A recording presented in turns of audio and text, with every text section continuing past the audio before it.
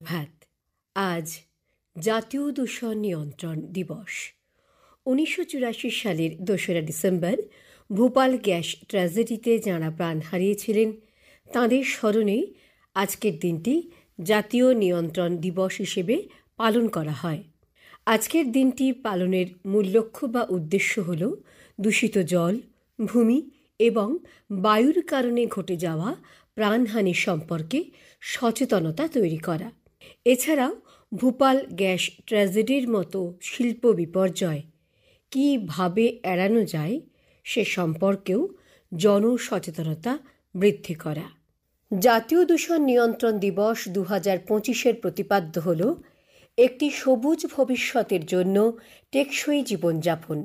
এই প্রতিপাদ্যটি উন্নয়নের জন্য বিশ্বব্যাপী পরিকল্পনার সাথে সামঞ্জস্যপূর্ণ। দূষণ ও মানব স্বাস্থ্য এবং বাস্তুতন্ত্রের ওপর এর প্রতিকূল প্রভাব দূর করার জন্য সম্মিলিত প্রচেষ্টার প্রয়োজনীয়তার ওপর জোর দেয়। আজ জাতীয় দূষণ নিয়ন্ত্রণ দিবস।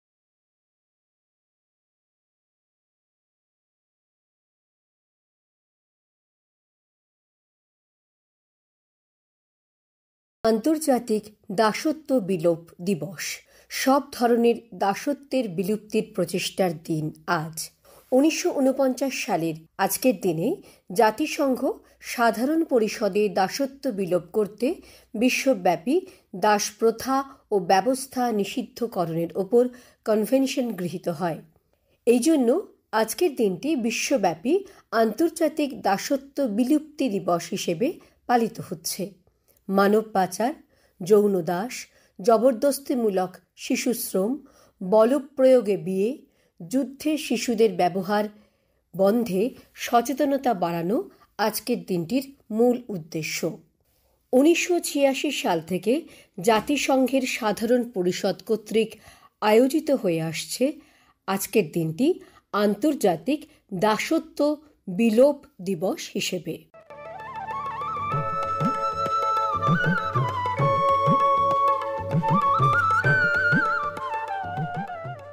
মাটি বিনা সবই মাটি।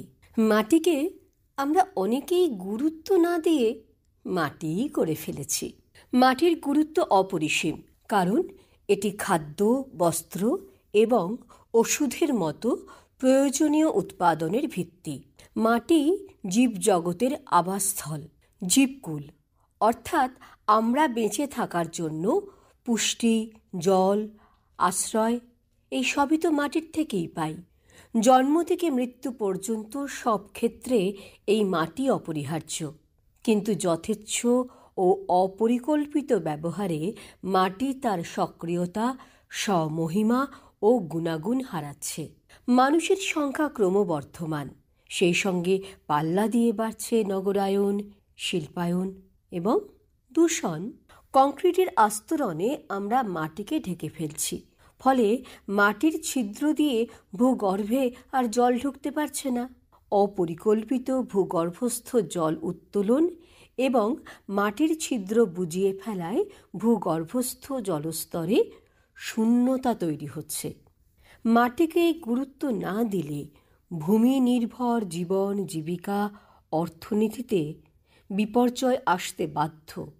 অর্থাৎ যতই আমরা নিজেদেরকে জেড জগতের বাসিন্দা বলি না কেন, সৃষ্টির শ্রেষ্ঠ সৃষ্টি বলে আত্মশ্লাঘা অনুভব করি না কেন, যদি আমরা মাটিকে গুরুত্ব না দিই তাহলে তো সব মাটিই হয়ে গেল। ডিসেম্বর মাসে প্রত্যুষার বিষয় ভাবনায় রয়েছে মাটি বিনা সবই মাটি। এই বিষয়টিকে নিয়ে আপনার ভাবনাকে লিখতে শুরু করুন।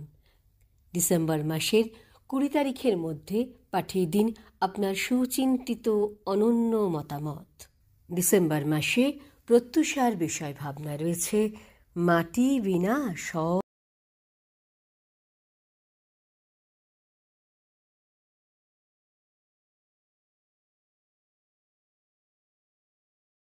মাসে প্রত্যুষার বিষয় ভাবনায় রয়েছে মাটি বিনা সবই মাটি। বিষয়টিকে নিয়ে এবারে আপনাদের ভাবনার মধ্যে দিয়ে পথ চলা।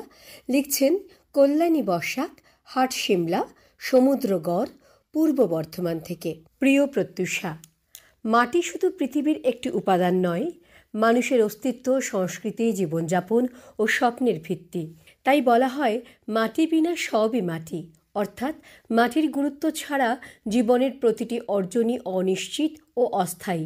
একটি বীজ যেমন মাটি ছাড়া অঙ্কুরিত হতে পারে না, তেমনি মানব সভ্যতা মাটির স্পর্শে বেড়ে ওঠে। এই মাটি আমাদের খাদ্যের উৎস, বাসস্থান, নির্মাণের উপাদান এবং পরিবেশের ভারসাম্যের মূল ভিত্তি।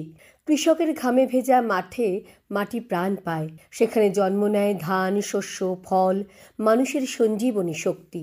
আবার শিল্প ও স্থাপত্যেও মাটির ভূমিকা অপরিসীম। কুমোরের চাকা যেমন মাটিকে রূপ দিয়ে সৃষ্টি করে শিল্প, তেমনি মাটির সংরক্ষণ আমাদের ভবিষ্যৎকে রক্ষা করে। কিন্তু আজকের পৃথিবীতে এই মাটি সবচেয়ে বেশি হুমকির মুখে।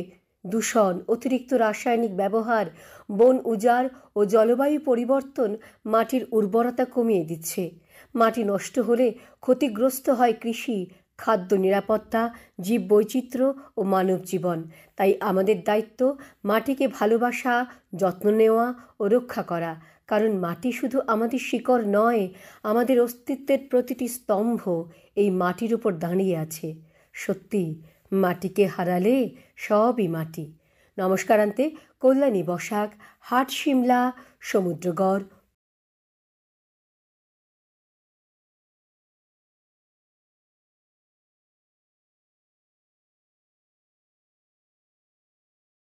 লিখে পাঠিয়েছেন বিশ্বজিৎ কর, বোড়াল মেন রোড, গড়িয়া, কলকাতা থেকে। তিনি লিখছেন, একটি আন্তরিক প্রতিবেদন। মা, মানুষ বড় অসহায়। টিকে থাকার লড়াইয়ে। বিলাসিতায় মগ্ন থেকে। নাগরিকত্ব টলমলে। সর্বংসহা এই মাটির পরে। বহু তলের মরণ ফাঁদ। ইচ্ছে মতো নগরায়ন। মা, মাটির মহিমা বরবাদ। টিপটপ জীবনের খোঁজে মাটিতেই নির্মম আঘাত। ভূগর্ভস্থ জল বিপন্ন, অদৃশ্যে বিধাতার হাত। পরিশেষে সেই গানের প্রথম লাইন মনে পড়ে গেল, কবর দাও বা চিতায় পোড়াও, মরলে সবই মাটি। লিখেছেন বিশ্বজিৎ কর, বোড়াল মেন রোড, গড়িয়া, কলকাতা।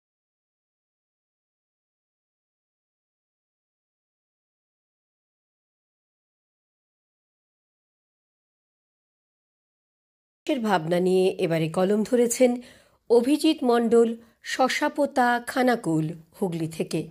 লিখছেন, নতুন আলোর দিশা প্রত্যুষা। তোমার এ মাসের বিষয় মাটি বিনা সবই মাটি। জন্মেছি যে এই মাটিতে, এদেশের মাটি তাই মা যে আমার। কিন্তু মা রূপে মাটি আজ বিপন্ন। মানুষ যখন শিশু অবস্থায় থাকে তখনই সে বোঝে তার মায়ের গুরুত্ব। আর সে যখন একটু একটু করে বড় হতে থাকে তখন তার আরও আরাম আয়েশের জন্য প্রয়োজন হয়ে পড়ে তার চলাফেরার জন্য গাড়ি, থাকার জন্য ২০ তলা বাড়ি, আর বাড়ি বানানোর জন্যই ভরাট করে দেয় জলাশয়, কেটে ফেলে গাছপালা, জঙ্গল, যেগুলো মায়ের এক একটি অঙ্গ প্রত্যঙ্গ। সে তখন ভুলে যায় তার মা কী হলে খুশি হয়। যে মা গাছপালা, ফুল, ফলের গয়নার সাজে সজ্জিত হলে আনন্দ পায়, সেই মাকেই আমরা পরিয়ে দিচ্ছি কংক্রিটের শাড়ি, যার ভার মা সহ্য করতে পারছেন কিনা একবারও তার খোঁজ রাখছি না। আমি কয়েক বছর আগেও দেখেছি গ্রামের প্রতিটি বাড়ির সামনে কিছুটা জায়গা ফাঁকা থাকত। তাতে এই শীতের দিনে আমন ধান ঝাড়া হতো, খড়গুলো গাদা দিয়ে রাখা হতো ও তার চারপাশে বিভিন্ন রকমের শাকসবজি ও ফল ফুলের গাছ লাগানো হতো ওখানেই। এখন মাঠেই পুড়িয়ে দেওয়া হয় খড়। বাড়ির সামনের মাটিগুলো ভরিয়ে দেওয়া হয়েছে কংক্রিটে। এখন তুলসী তলায় তুলসী গাছ লাগানোর জন্য মাটি কিনতে হয় বাজারে। এখন সত্যি ভাববার সময় এসেছে বন্ধু প্রত্যুষা, মাটি বিনা সবই মাটি। লিখেছেন অভিজিৎ মণ্ডল, শশাপোতা, খানাকুল, হুগলি।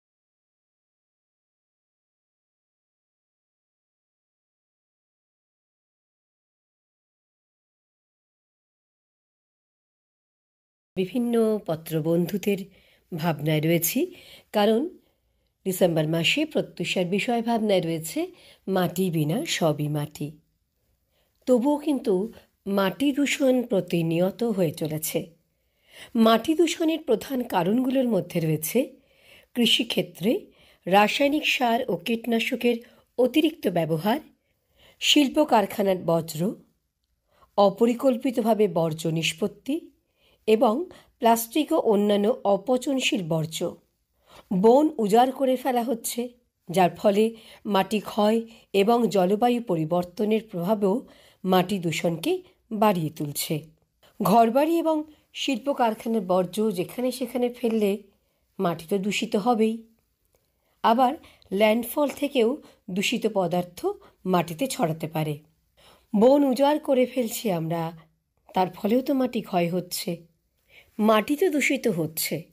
এবার মাটি দূষণের ফলে কি হচ্ছে? মাটি দূষণের ফলে খাদ্য শৃঙ্খল, পরিবেশ এবং মানুষের স্বাস্থ্যের ওপরে তার মারাত্মক প্রভাব পড়ছে।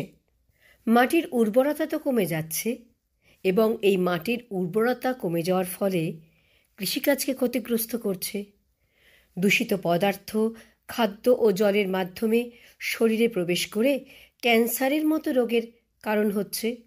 আর এই মাটি দূষণ পরিবেশের ভারসাম্য নষ্ট করছে, জীববৈচিত্র্য ও বাস্তুতন্ত্রের ওপরেও কিন্তু নেতিবাচক প্রভাব ফেলছে। এই মাটি দূষণ প্রতিরোধ করতে গেলে আমরা কি করতে পারি? হ্যাঁ, গাছ তো লাগাতেই পারি অবশ্যই। রাসায়নিক সারের ব্যবহার কমাতে পারি। বর্জ্য পরিষ্কার করার সময় মাটির সাথে যাতে দূষিত মাটি মিশে না যায় সেদিকে খেয়াল রাখতে হবে। প্লাস্টিক ব্যবহারকে বন্ধ করতে হবে, বর্জ্যকে পুনর্ব্যবহার করতে হবে এবং রাসায়নিক সারের পরিবর্তে প্রাকৃতিক সারকে ব্যবহার করতে হবে। মাটি দূষণের সাথে সাথে আমরা পরিবেশও কিন্তু দূষণ রোধ করব।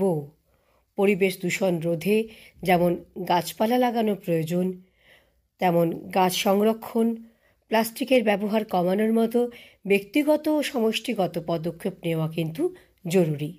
পরিবেশের অবনমন কিন্তু আমরা নিয়ন্ত্রণ করতে পারি, এবং তার উপায়গুলি হচ্ছে বনায়ন ও বৃক্ষরোপণ করা, কার্বন নিঃসরণ কমানো, প্লাস্টিকের ব্যবহার পরিহার করা, বর্জ্য সঠিকভাবে নিষ্পত্তি করা, জল ও বিদ্যুৎ সাশ্রয় করা। এছাড়াও পরিবেশগত সচেতনতা বৃদ্ধি এবং পরিবেশ বান্ধব পণ্যের ব্যবহার করাও কিন্তু সমান গুরুত্বপূর্ণ।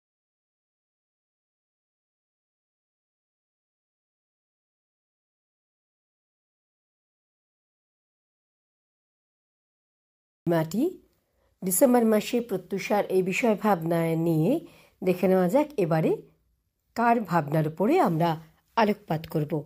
লিখছেন বীরেন্দ্রনাথ সাহু, মাতৃভবন, রনবনিয়া, কেশিয়ারি, পশ্চিম মেদিনীপুর জেলা থেকে। প্রিয় প্রত্যুষের বন্ধু প্রত্যুষা, যে মাটিতে জনম মোদের সেই মাটিতে মরণ হবে। ভেবে দেখ মন, যা কিছু সব এখানেই পড়ে রবে। আমরা জন্ম নিয়ে মাটিকেই তো আশ্রয় করি। জীবজগতের সবাই মাটি মাকে আশ্রয় করেই বাঁচে। মাটির বাড়ির ছাউনির উপাদানগুলো সব মাটিতেই জন্মায়। আমাদের পরিবেশ সৃষ্টি হয় 6টি উপাদান নিয়ে, তার মধ্যে মাটির গুরুত্ব অসীম। মাটি যেমন অস্থায়ী মেঠো ঘরের উপাদান, তেমনি মাটি পুড়িয়ে ইট দিয়ে দালান কোঠার স্থায়িত্ব অনেক বেশি। মাটিতে চাষি ভাইরাই নানা রকম পদ্ধতিতে ফসল উৎপাদন করে সবার অন্ন সংস্থান করে।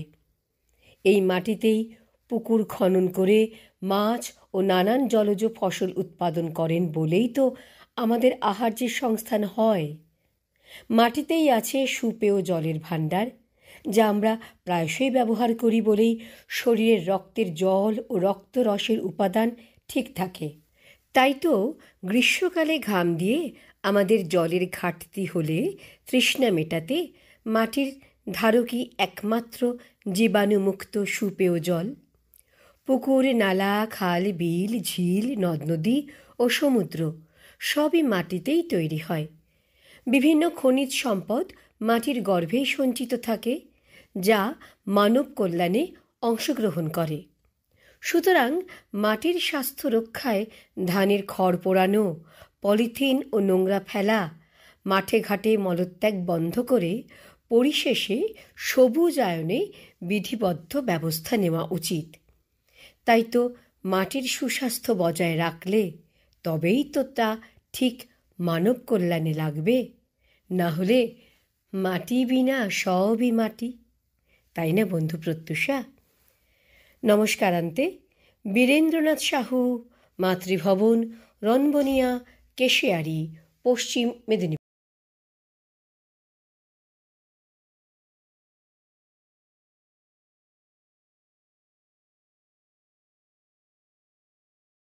ধীরে ধীরে ঘরে ফিরতে হবে, তবে আজকের প্রত্যুষা শেষ করবার আগে আরও যে কয়েকটি বিষয় আবার জানিয়ে যাওয়া, যে প্রত্যুষার ডিসেম্বর মাসের যে বিষয় ভাবনা, মাটি বিনা সবই মাটি নিয়ে আপনাদের ভাবনা অবশ্যই আকাশবাণী শিলিগুড়ির দপ্তরে এসে পৌঁছে যাক আগামী 20শে ডিসেম্বরের মধ্যে।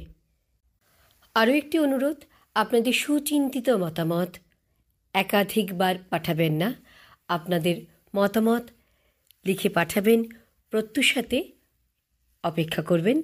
আপনাদের যে মতামত সেটা অবশ্যই আমরা পাঠ করব। আর আপনাদের মতামতের সঙ্গে আপনাদের সঙ্গে যোগাযোগের যে ফোন নাম্বারটি, সেইটি জানাতে ভুলবেন না। আপনাদের নাম, আপনাদের পূর্ণ ঠিকানা এবং আপনাদের যোগাযোগ নম্বর সহ আপনার ভাবনা এসে পৌঁছে যাক আকাশবাণী শিলিগুড়ির প্রত্যুষা দপ্তরে আগামী 20শে ডিসেম্বরের মধ্যে। প্রত্যুষাকে তাহলে আজ এখানে বিদায় দিন। প্রত্যুষা আবার আগামী প্রত্যুষে। নমস্কার।